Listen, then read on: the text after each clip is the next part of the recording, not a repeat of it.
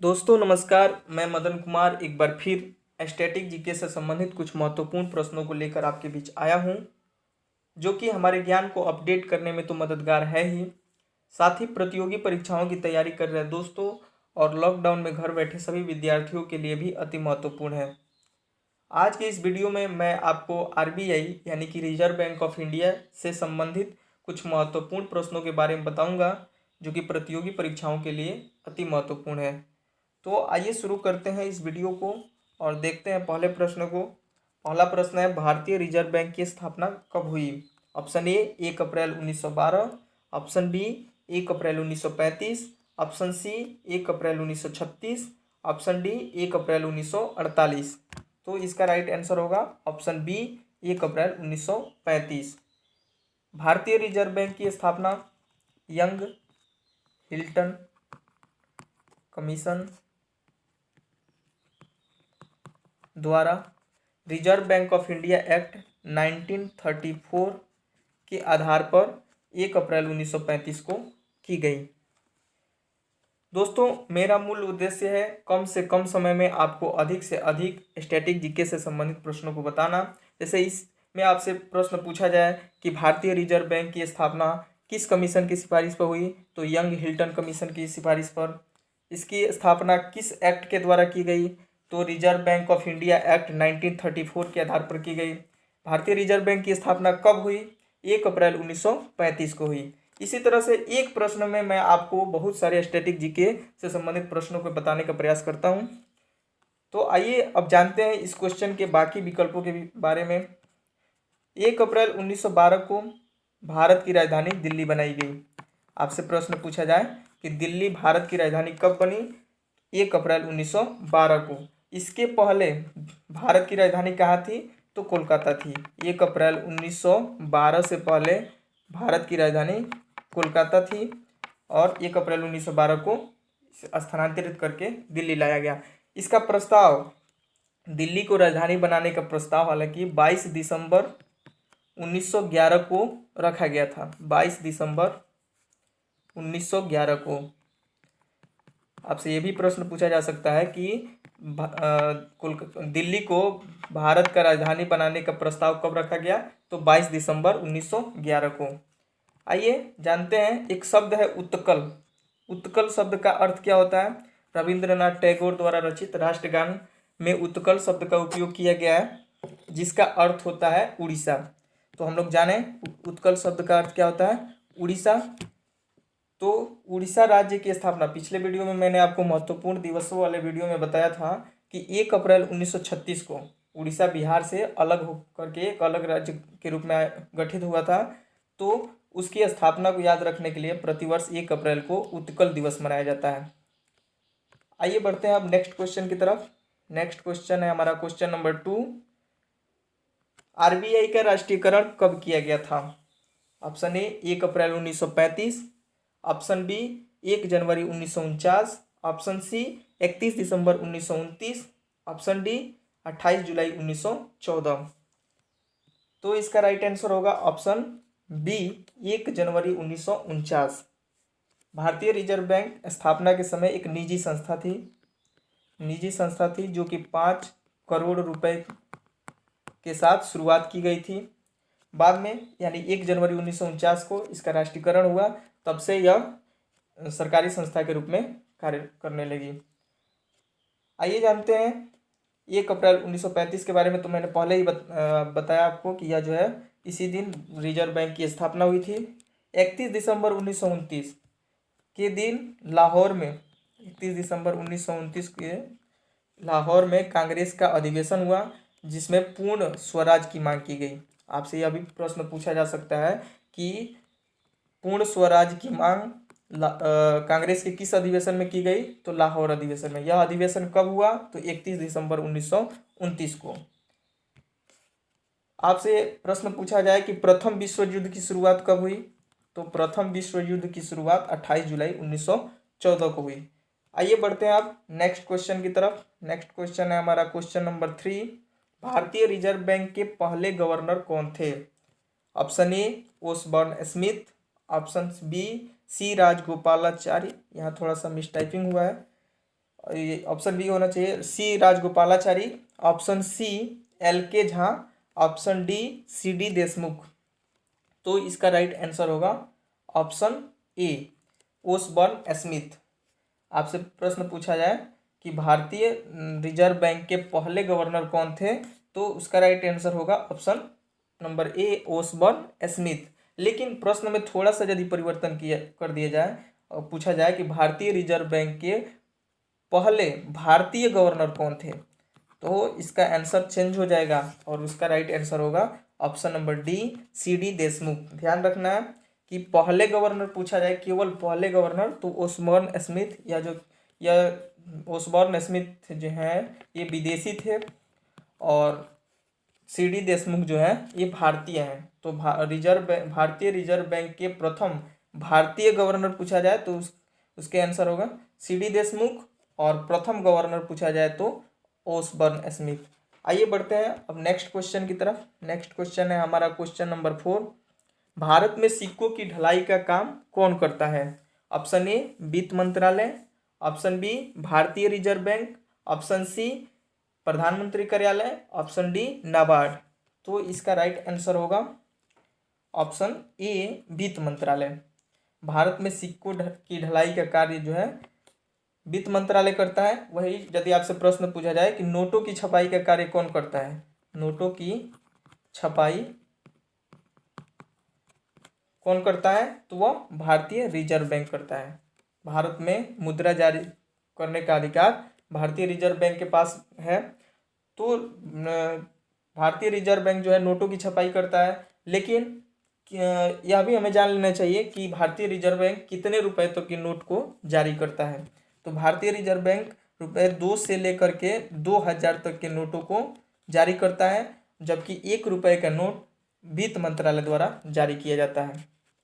आइए जानते हैं नाबार्ड के बारे में। नाबार्ड NABARD, जिसका फुल फॉर्म होता है national bank for agriculture and rural development, जिसका मुख्य कार्य है सरकारी योजनाओं की निगरानी रखना और साथ ही ग्रामीण बैंक संस्थाओं और कर्मियों की प्रशिक्षित करना।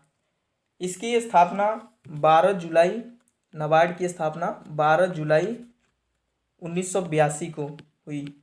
नाबार्ड की स्थापना कब हुई? 12 जुलाई 1982 को। अब आपसे पूछा जाए कि नाबार्ड का हेडक्वार्टर कहाँ है?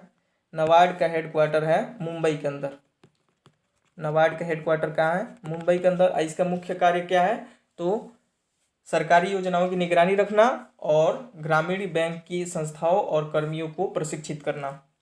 आइए बढ़ते हैं अब नेक्स्ट क्वेश्चन की तरफ। नेक्स्ट क्वेश्चन है हमारा क्वेश्चन नंबर 5। निम्नलिखित में से कौन RBI का कार्य नहीं है?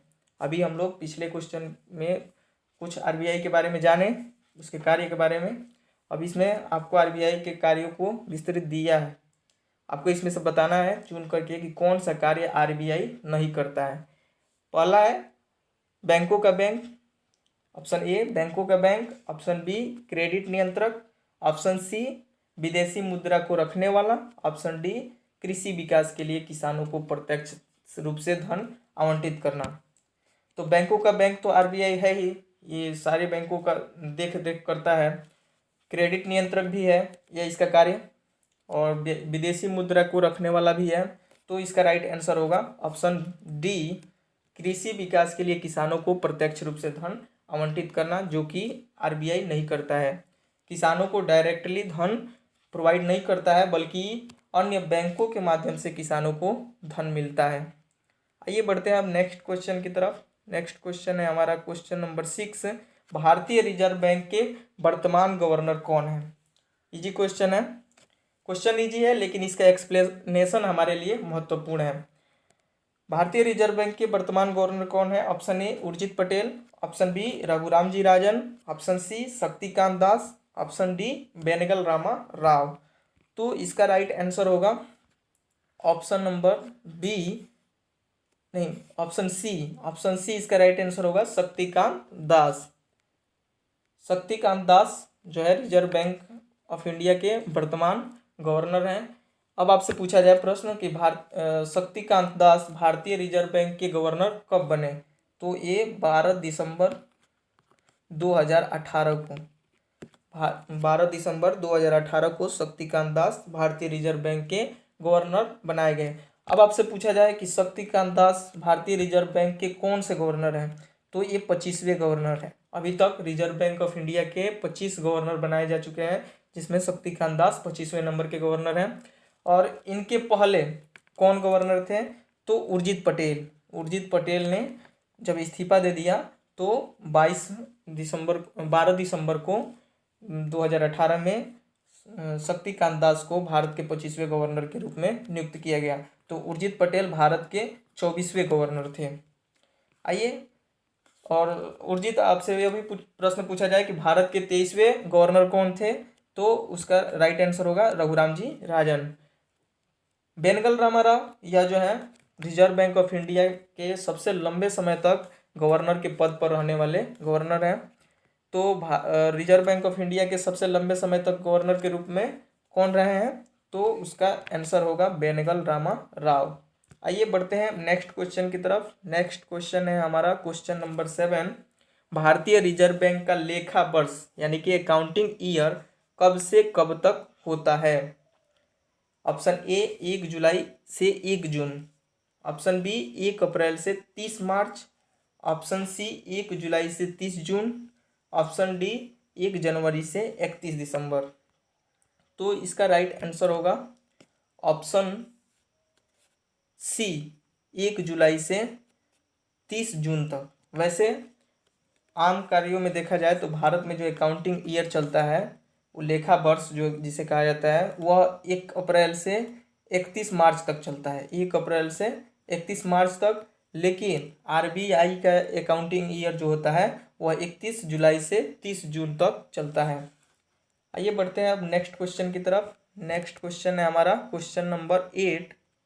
स्थापना के समय भारतीय रिजर्व बैंक का मुख्यालय कहाँ था? स्थापना के समय भारतीय रिजर्व बैंक का हेडक्वार्टर कहाँ था? Option A Delhi, option B Mumbai, option C Kolkata, option D Chennai. तो इसका राइट आंसर होगा option number C Kolkata. Kolkata जो है स्थापना के समय आरबीआई का हेडक्वार्टर था। आइए बढ़ते हैं अब नेक्स्ट क्वेश्चन की तरफ।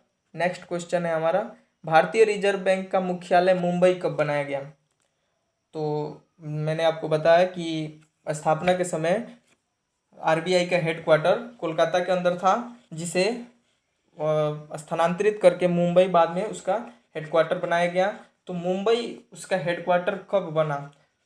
Option A 1936, option B 1937, option C 1945, option D 1949। तो इसका राइट आंसर होगा ऑप्शन बी 1937। 1937 में आरबीआई के हेडक्वार्टर को स्थानांतरित करके कोलकाता से मुंबई लाया गया, और वर्तमान में आरबीआई का हेडक्वार्टर मुंबई है।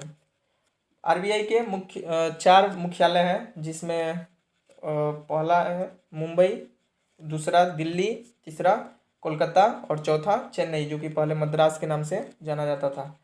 आइए अब बढ़ते हैं नेक्स्ट क्वेश्चन की तरफ। नेक्स्ट क्वेश्चन है हमारा क्वेश्चन नंबर 10। भारतीय रिजर्व बैंक का प्रतीक चिन्ह में कौन सा जानवर है? ऑप्शन ए शेर, ऑप्शन बी चीता, ऑप्शन सी तेंदुआ, ऑप्शन डी बाघ। तो इसका राइट आंसर होगा ऑप्शन ए शेर। भारतीय रिजर्व बैंक का जो लोगो है उसमें शेर है और एक पेड़ है। आपसे पूछा जाए कि भारतीय रिजर्व बैंक के लोगो में जो पेड़ है वह किसका पेड़ है, तो उसका आंसर होगा ताड़। भारतीय रिजर्व बैंक के लोगों में एक पशु है, वह है शेर, जानवर है वो शेर है, और एक वृक्ष है वह ताड़ है। अब आपसे प्रश्न पूछा जाए कि यह जो लोगो लिया गया है रिजर्व बैंक का, वह कहाँ से लिया गया है, तो उसका आंसर होगा ईस्ट इंडिया कंपनी के लोगो से। ईस्ट इंडिया कंपनी का जो लोगो था वहीं से भारतीय रिजर्व बैंक का लोगो लिया गया है। तो यह आरबीआई से संबंधित कुछ महत्वपूर्ण जीके से संबंधित प्रश्न थे।